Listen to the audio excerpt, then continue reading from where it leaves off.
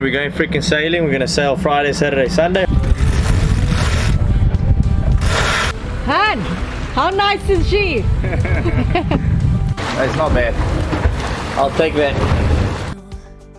You don't get out what you're putting in.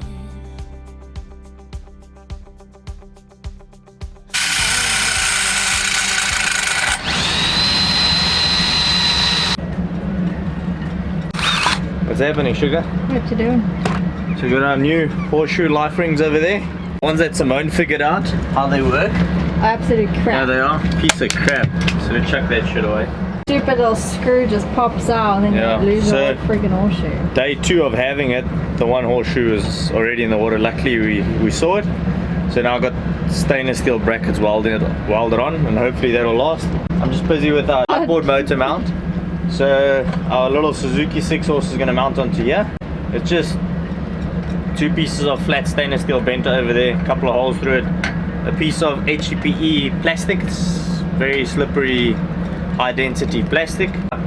Drill the holes in there, put some screws in there, and then the outboard motor will mount on here, and we'll just turn it sideways and we'll tie it onto this frame. But the big news is this weekend we're going freaking sailing. We're going to sail Friday, Saturday, Sunday hopefully, and see where the problems are. Because next week we're heading down to Cape Town. The Traveller's in, the Genoa is up, the inner stay sail's up, all the reefing blocks are in, the new reefing blocks, the new winch is up. The only thing we've left to do is reefing lines. Okay, so another thing we got to do is obviously get charging to our batteries. We got lithium batteries, so we need to charge them correctly, and that'll probably be on next week's episode about running our new lines. So there's lines that run to the battery, to the start batteries of the motor. Those are independent from the lines that we're going to run to our new charging system. We'll show you guys about that. Yeah, so we're going to put out some badass charging system for the lithium that we can control it. At the moment here we are not going below 80% battery consumption, so we're using 20% in a 12-hour period, which is at night. During the day the solar panels keep the fridges running, everything, and they turn off. But 11 o'clock in the morning they're off already. Since the sails were ready to go, it was time to test them out, starting with our main. Does it all become for granted with a wedding ring? Oh, there must be more. There must be another way. There must be conscious. Different things in different ways. There must be love. There must be a reason, and a little bit of faith has got to come my way.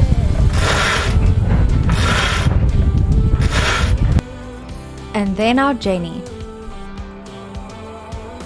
I was just a little girl when my mama used to say,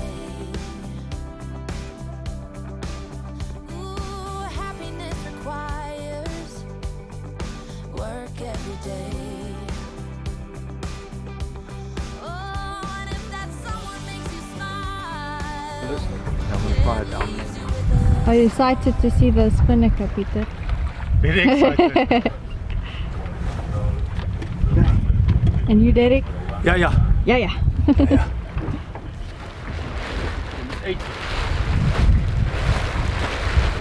you what you feel or who you are. Oh, there must be more. Han, how nice is she? Yeah, we got that wind coming a little bit. Catching up there. Ricky and I waited a while to see what our Spinnaker looked like, so we were super excited.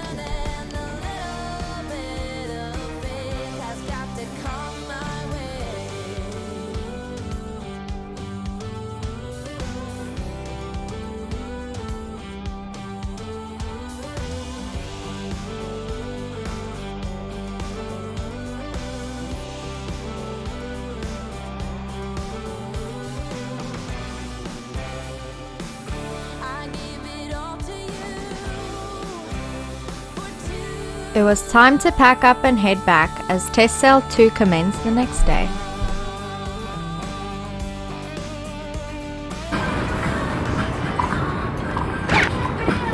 with the little breeze going on. Best though is actually just to loosen all the lazy jacks and dump it off on this side.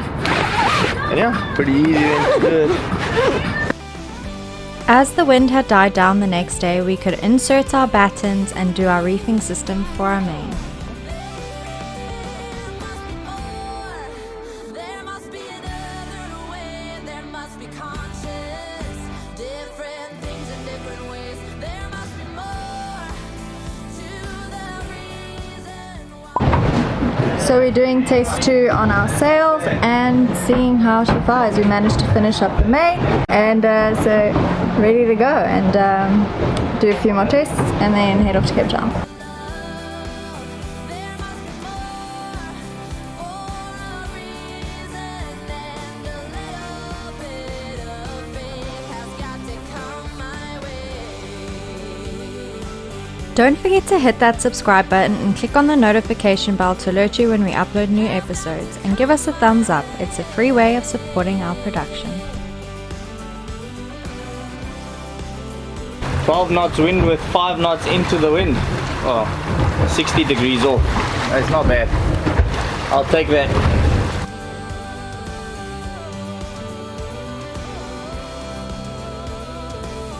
Has got to come my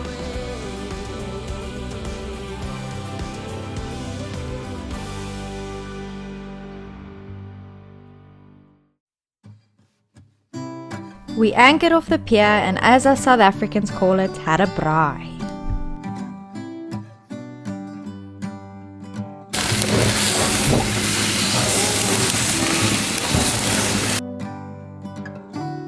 And PE being the bottlenose capital of the world, we are always excited to see the dolphins swim by. It goes round and round. So while we wait for a weather window, we have decided to commence with the little jobs we have on the boat. One of them being the engine insulation. So we've had the engines running without the sound insulation and it's pretty quiet. But now we're gonna But now make we're it more gonna quiet. insulate it and see how much of a difference it really makes.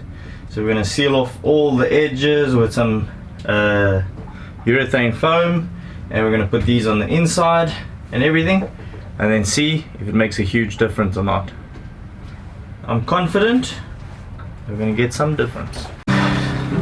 So I'm bending the tab over like this. So I'm gonna stick the bottom and then hopefully just pull all of this off. It lines up perfectly. Getting ready to install our expansion tanks for our antifreeze for the engines. And what it helps is that I can just open up and check the levels, and then Are you putting it in here? yeah, I'm gonna put it in here. And the other one? In the other cabinet by the electronic, or just behind the electronics.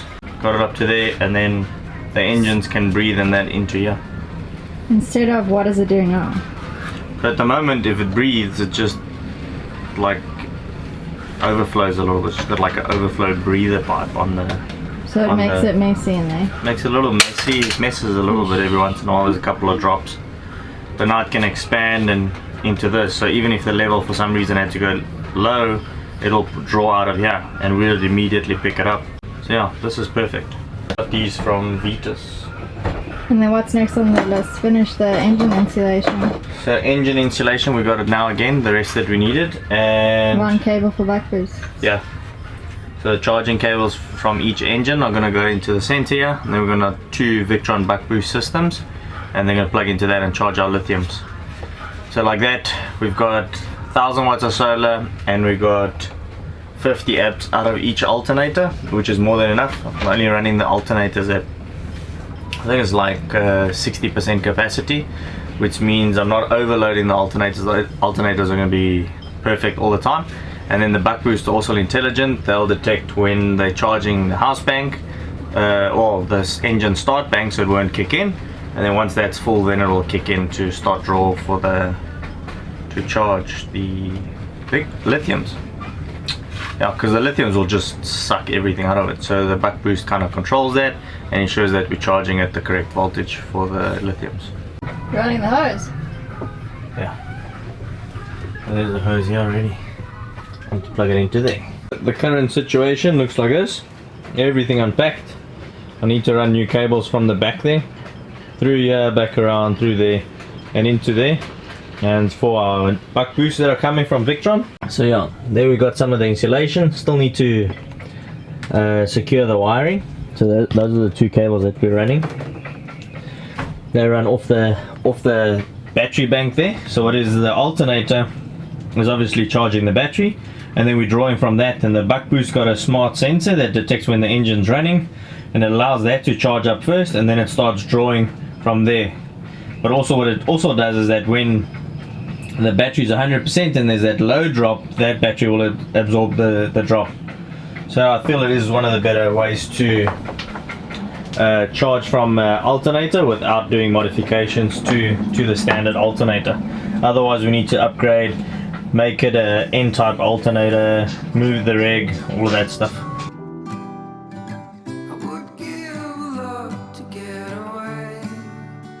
With a few more jobs ticked off, Ricky and I went to one of our favorite places nearby, Sardinia Bay. Feels like I've been here 1,000 years. Could you bring some light to me? Or just